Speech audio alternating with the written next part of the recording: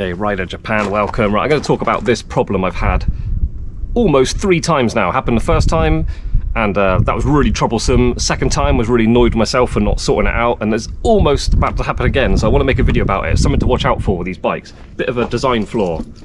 So this pillion seat little compartment. Okay, so showing it works. That loop, that shape, yeah, with that hole in it, that slots in there, and then inside is a spring-loaded trigger. Can you see that? When I twist the key, pulls it back. Yeah, it works well. Well, it holds it down, no problem.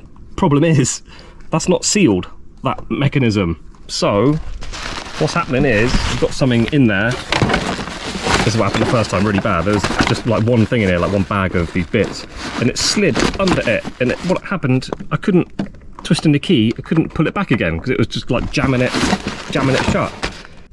The only thing I was worried about is this: you've got to carry like paperwork to prove the bike is yours in Japan. If you get stopped by the police, they expect you to show them it like immediately. So it's like a legal requirement. You've got to carry paperwork around with you. So yeah, that was a problem. And looking around the bike, I thought I can't really figure out really how to take it out. I knew what the problem was because I literally couldn't physically move the key. I ended up fixing it by just going for a really violent ride through the twistiest mountain road. So obviously just throwing a bike backwards and forwards, got it loose. Still a bit stiff, but I could open it again after that journey. So since then I was aware of it. So I got to sort myself out a proper toolkit and a bag I bought especially for it. And that was going to end up being like my wall for holding this more thin bag separate from it, stop it going under.